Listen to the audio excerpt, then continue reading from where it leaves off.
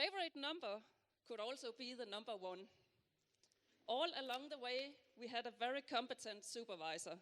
Rachel Cooper assisted us in the final selection of the papers, in redoing the session format, and you gave us useful advice on ways in which to make an exciting and thorough program. Rachel Cooper is Distinguished Professor of Design Management and Policy at Lancaster University. She was the founding director of ImaginationLancaster, an open and exploratory design-led research center conducting applied and theoretical research into people, products, places, and their interactions. Professor Cooper's research interests cover design thinking, design management, design policy, and across all sectors of industry, a specific interest in design for well-being and socially responsible design. Rachel will give a keynote, Redo Education, Redo Design Education, based on her research looking at the value of design to academics and practitioners. Her work with doctoral students in industry and also recent reports by the UK Design Council and other bodies in relation to the value of design to industrial strategy. It is my pleasure to welcome Rachel on stage for the next keynote presentation.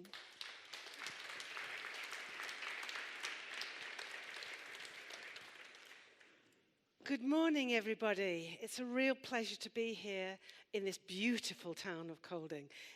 If people have been at a Cumulus conference before, I once gave a speech about livable, lovable cities, and this certainly is one today. And now the sun is shining, so that is even better. I think there's going to be a bit of zeitgeist through this conference because what I'm going to say responds to what Elspeth said and what both said, and I think we're all thinking the same thing. So we'll probably go away with a big wave of enthusiasm for redoing design and redoing education. I'm going to be somewhat indulgent today. As a design researcher, I usually like to go to conferences to give the results of my research.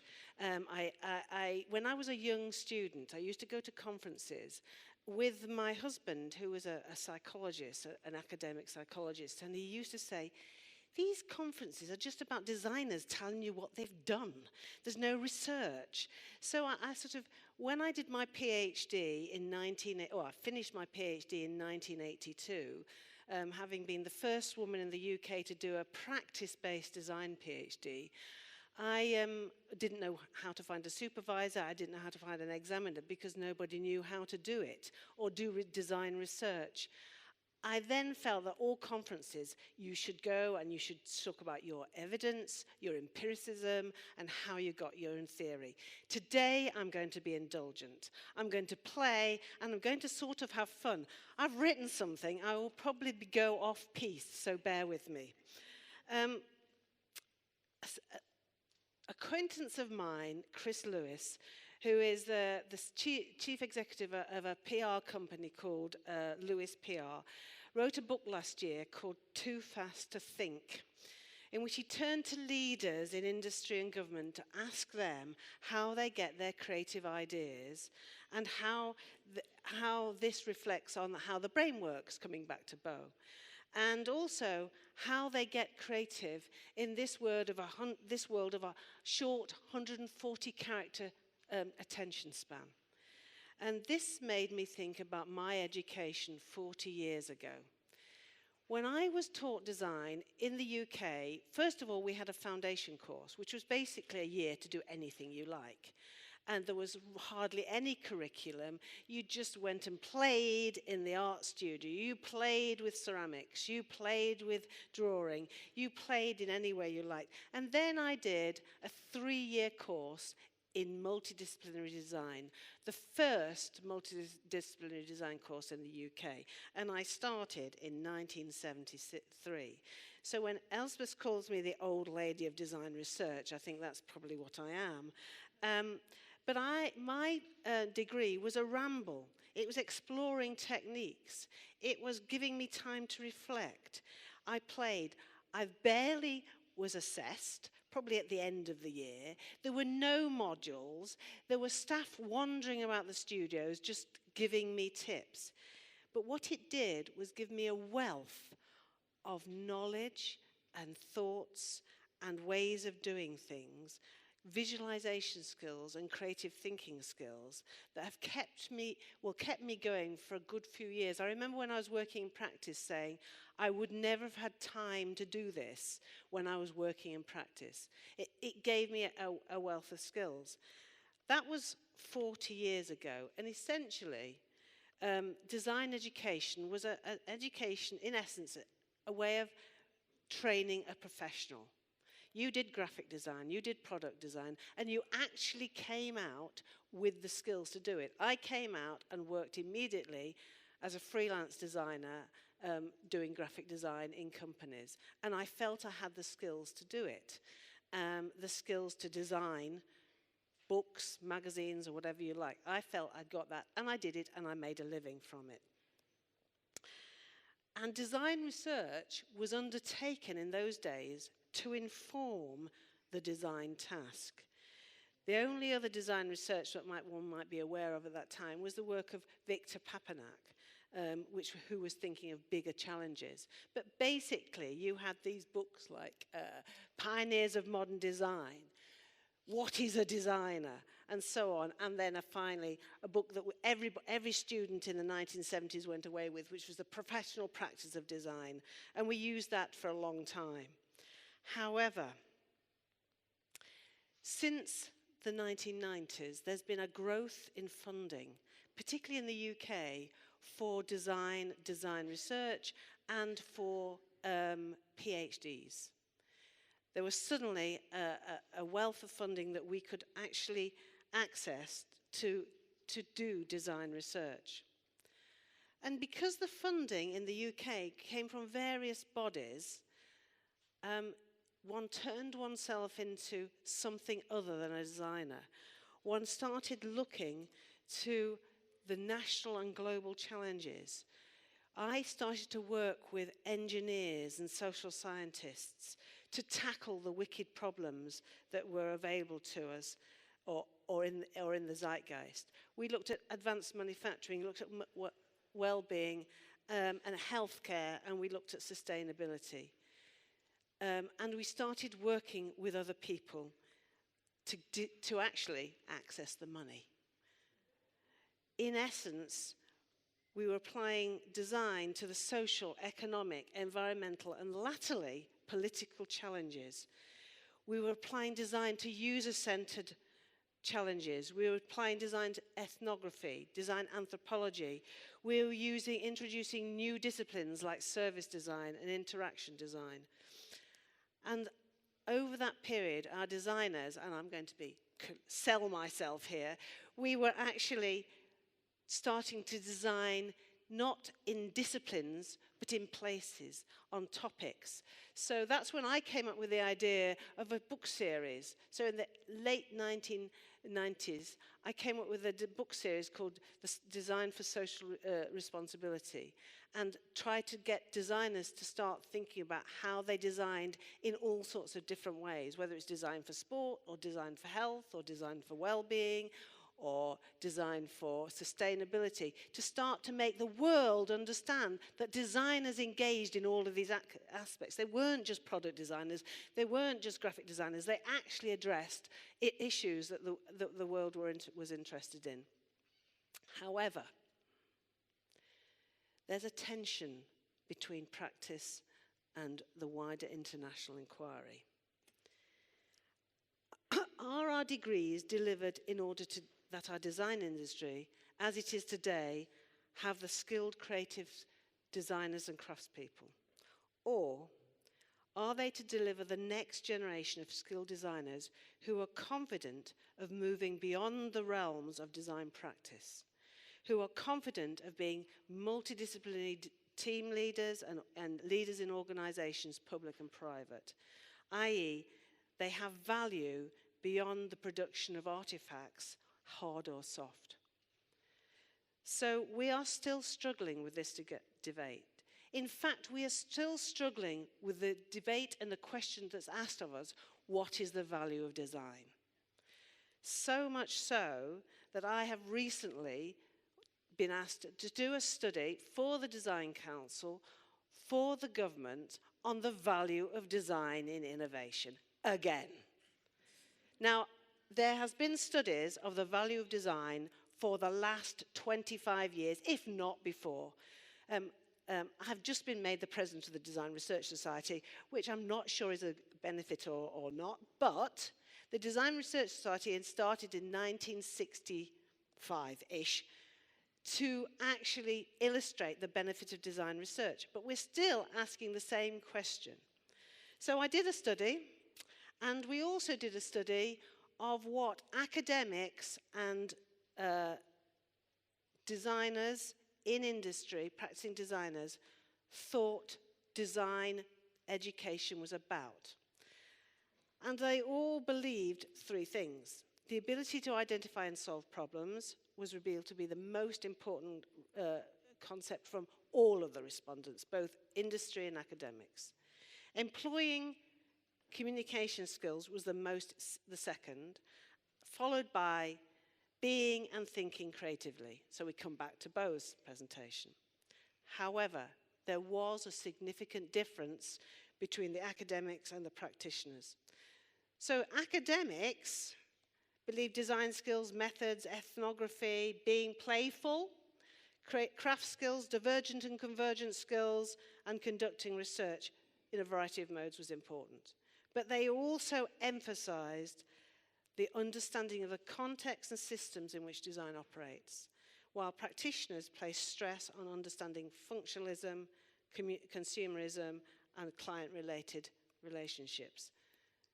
So the practitioners believe the attributes of making, aesthetics, understanding design process, designing identities, designing brands, the relationship between the client and the designer was the most important aspects that we needed to teach designers. However, among them, there were some emerging understanding of what we are doing. There was some emerging understanding of what we're doing, and they were starting to apply it in the community. And it was coming on slowly. In our second survey, though, this actually illustrated that this was happening. So we did another survey of what was the value of design education. We used the Danish design ladder as one of our techniques for getting responses. And we actually found that, I don't know whether this actually works or not, well, no, I won't, that companies in general, and these were mainly UK small companies, were actually moving from seeing design just as styling into seeing design as strategy. So they were actually moving or planning to move away from just the styling aspect of design into strategy. But still, we have a big challenge. Do we design the practitioners of the future, emphasizing traditional skills, or do we design education that brings a balance in this arena, that we are producing designers who are not just stylists, they are leading. They're leading on all the international, they're leading in the UN, they're leading around the world in addressing the challenges we have. So is our role to push the boundaries of knowledge in design? Well, I believe it is, and I would like to give you two opportunities of how I, with colleagues, have done this. And I wanted to use my experience because I've had the chance to redo design education, and I've had the chance to play and have fun. So 11 years ago, I was offered a job in a university that had no design department. It was on a hill in the middle of nowhere. So I actually said, what can you do on a hill in the middle of nowhere? And I said, imagine. I wanted to illustrate to the university that if you brought together a group of designers with other people, we could do research that helped us imagine futures, that went across the boundaries of design and out of a design school. And so I brought together a small group of people to actually work with across the university and address global challenges. This is to develop Imagineers, to build design leaders, explorers of boundaries, Imagineers of the future, making it happen in STEM, in science and technology and in social science. We started out with our purpose. I don't know if any of you have done this. I worked with the chief executive of ICSU Global, who actually came from Lancaster. I brought him in and I said, help us with our strategy. He said, forget strategy. What is your purpose?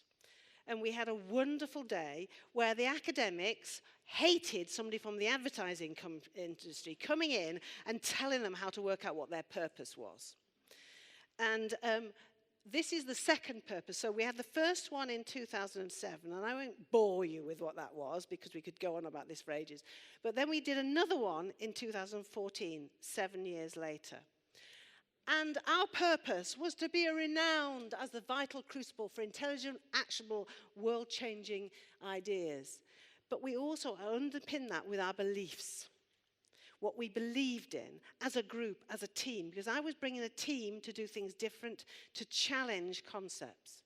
We also wanted to work out what our character was. And we talked about being a lot of academics didn't like the idea of being swashbuckling. They didn't think it was to do with being a pirate or anything else, but it was all about challenging, deep, reflective. We were being a crew, so it's bringing a crew of people together. And it's always good when you're in a place like this, where you hear the leader or the rector understanding how everybody's involved. It's about being a crew. And we wanted to make imagination brilliant. And actually, this is on the wall in the office, in our open plan office, so that we know it every day. But there was one great thing. What is our great imaginable challenge? We were given £3 million, but we have to, in the first 5 years, and then ever since, bring in the rest of the money to support ourselves. We had to be self-sufficient. So our greatest imaginable challenge is 20 million by 2020. So that's how we operated. And since then, we've still got a core staff we started with 7, we've got a core staff of about 28 to 30. We've had over 70 different alumni and people working with us through the years, and we've done over 75 projects. So these are just a few of them, and they have been across disciplines. So Livable Cities was about the future of cities, with engineers, with social scientists, with 4 different universities. Leapfrog is working with communities and working with policymakers and co-creation. Design Roots is actually going back to craft communities all around the world and looking at how we can use design to enable them to develop their crafts and be sustainable. And Highwire was a new PhD program that recruited and funded 50 PhDs from design, computing and management to work together on digital futures. Petrus is the latest. Petrus stands for privacy, ethics, trust, acceptability and security in the Internet of Things. And this is about where the world of the physical and the digital are coming together. And we, as designers, are responsible for creating that world and what effect does it have on people. And again, that's a huge project, £10 million, with every discipline you can imagine. So we've been developing over the last 10 years. Now, I want to tell you about another opportunity where I was able to redo design education. Redo how we thought about design education, and particularly redo how we thought PhDs.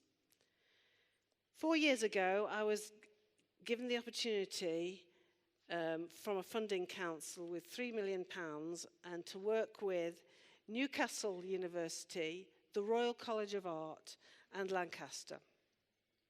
We were given 21 PhD students and we had to work with industry, large, small, public, private, from small startups to large corporations, from the BBC to a 3-man startup.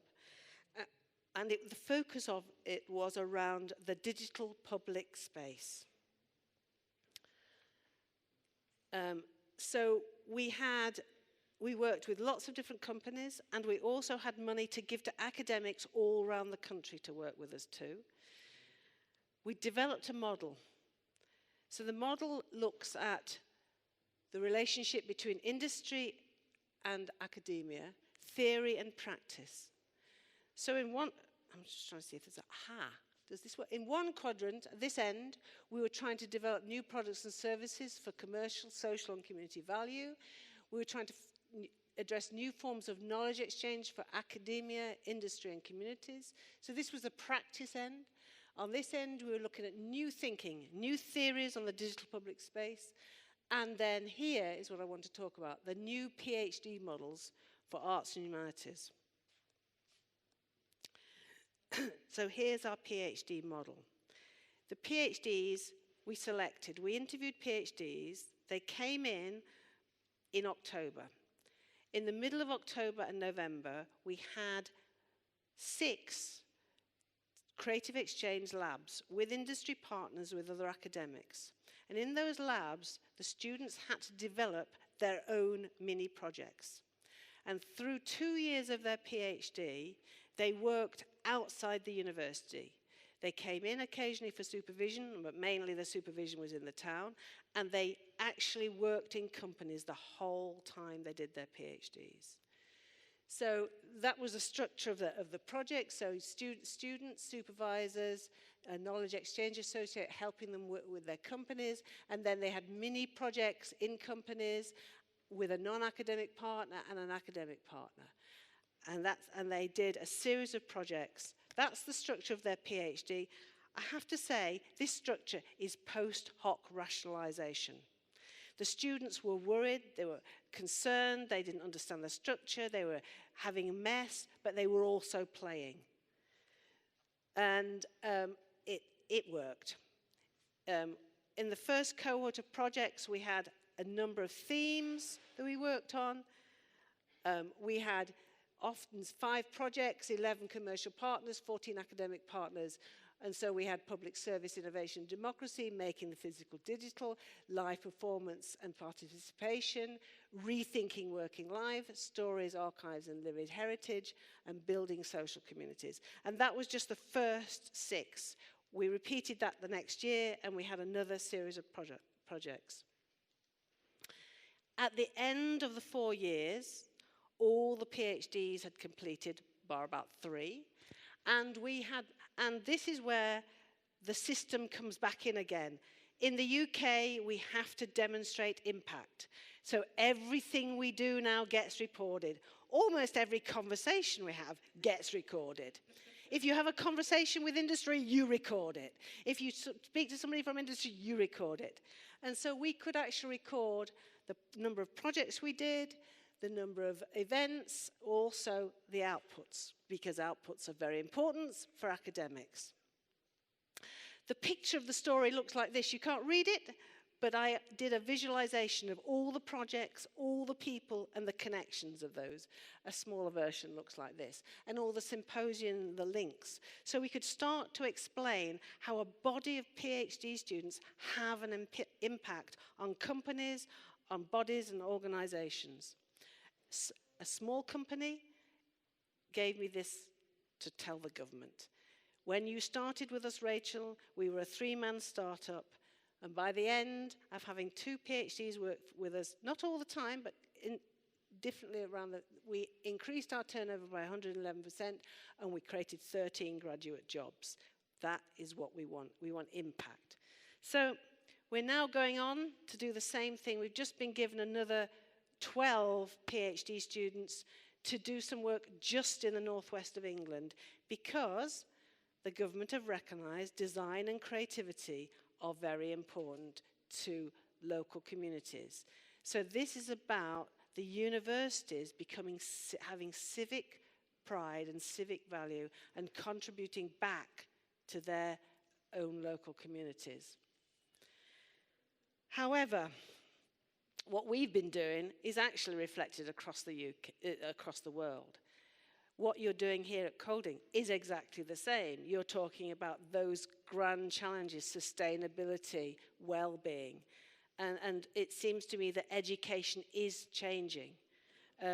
But we don't have to and we shouldn't just think about redoing design education. We have to redo education generally. And we have to make sure that our designers lead the thinking. Too often, I think, design has tended to look inwards. Designers have a large ego, and they just think about their own work, and they, quite rightly in the early years, develop their skills as designers. But we have to encourage designers post-graduate education to be leaders and to discuss things with other bodies and organisations and actually be on world bodies. Recently, just reflecting on my education, I am now on a government medical research council initiative called the UK Prevention Partnership Research Programme with scientists and social scientists. I was nominated by our Royal Society, the leading the leading science body in the UK, to be on an international UN body. It must be the first time a designer. And every time I go, I think, what am I here for? Why am I here? And when they start talking, I realise we should be there. We should have more people at the table.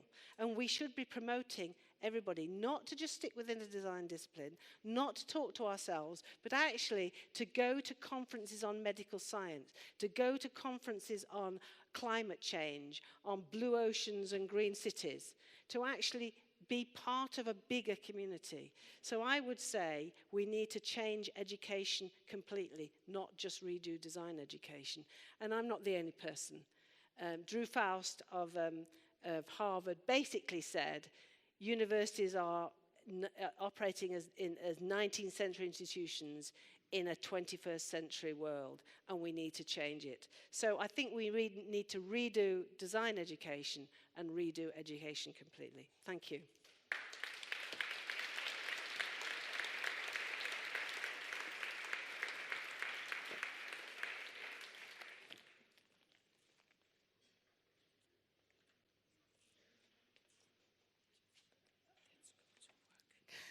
Thank you so much, Rachel. Rachel, we have a little something for you. Thank you. We hope that you would like to carry this lovely. on your jacket for the rest Beautiful. of the day. Thank you. Thank you very so much. Thank you.